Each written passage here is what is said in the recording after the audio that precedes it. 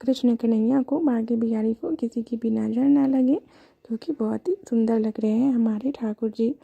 तो ठाकुर जी के लिए एक बहुत ही सुंदर सा ये फूल मुझे मिला था, गुलाब की कली, तो मैं ठाकुर जी को अर्पित कर देती हूँ। तो मुझे इस टाइप का फूल ठाकुर जी को अर्पित करना बहुत ही ज़्यादा पसंद है। तो चलिए ये पुष्प भी हम ठाकुर जी को अर्पित कर देते हैं। और हमारे ठाकुर जी बहुत ही खुश हैं। जब इस तरीके से मैं ठाकुर जी का श्रृंगार करती हूँ तो ठाकुर जी के जो चेहरे की मुस्कान है वो एकदम ऐसा लग रहा है कि ठाकुर जी हमारे मुस्कुरा रहे हैं। तो ये देखिए हमारे ठाकुर जी का जो श्रृंगार है मैं इसी तरीके से करती हूँ। मेरी मॉर्निंग रूटीन का ये अहम हिस्सा है ठाकुर जी का श्रृंगार और पूजा। तो ठाकुर जी का पुष्प सेवा हो गई है। ठाकुर जी को अब बंसी अर्पित करेंगे। तो चलिए ठाकुर जी की जो बंसी है ठाकुर जी को उसे अर्पित करते हैं, क्योंकि ठाकुर जी की जो बंसी है वो भी श्रृंगार का अहम हिस्सा मानी जाती है। तो ये देखिए अभी हमारे ठाकुर जी का श्रृंगार कंप्लीट हो गया है। और सच में आज हमारे ठाकुर जी श्रृंगार करने के बाद बहुत ही सुंदर लग रहे हैं, बहुत ही प्यारे लग रहे हैं। और यहाँ पे ठाकुर जी की जो गैया है वो भी मैं ज़रूर रखती हूँ।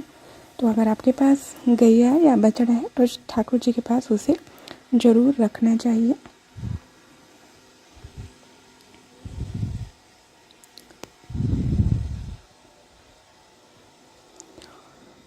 राधे राधे राधे राधे राधे राधे राधे राधे श्री राधे राधे राधे राधे राधे श्री राधा राधा राधा राधा राधा राधा राधा राधा श्री राधा राधा राधा राधा श्री राधा राधा राधा राधा श्री राधा राधा राधा राधा।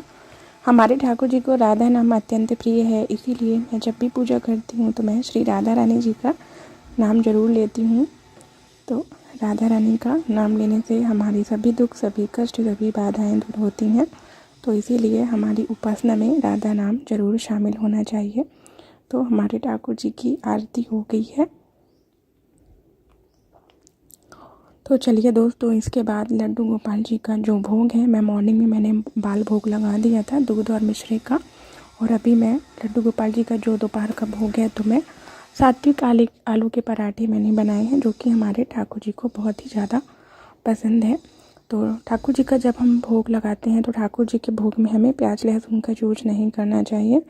तो ये देखिए हमारे ठाकुर जी का जो दोपहर की भोग थाली है यहाँ पे आ चुकी है। अब ठाकुर जी को हम भोग खिलाएंगे।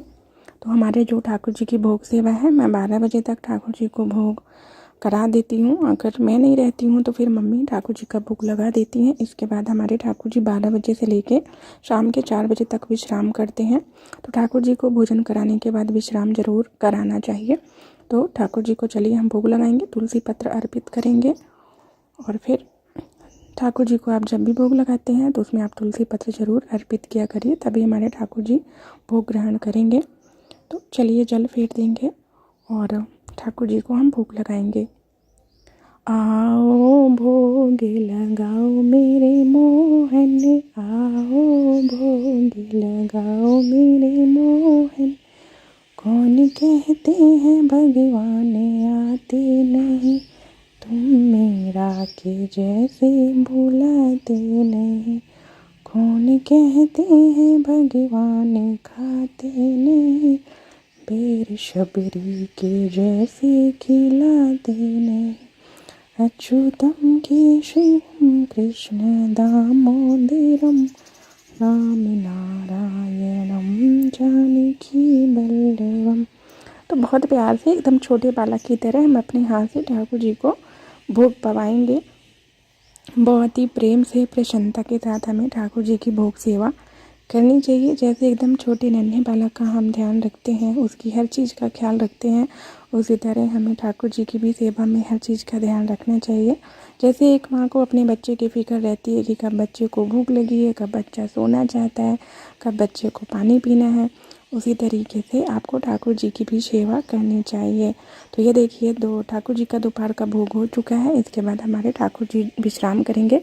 इसके लिए मैं ठाकुर जी का यहाँ पे शयन के लिए बिस्तर लगा रही हूँ। तो ये ठाकुर जी का बिस्तर भी मैंने घर ही पे बनाया है और मुझे बहुत अच्छा लगता है जब मैं ठाकुर जी की तरह तरह की सेवा करती हूँ।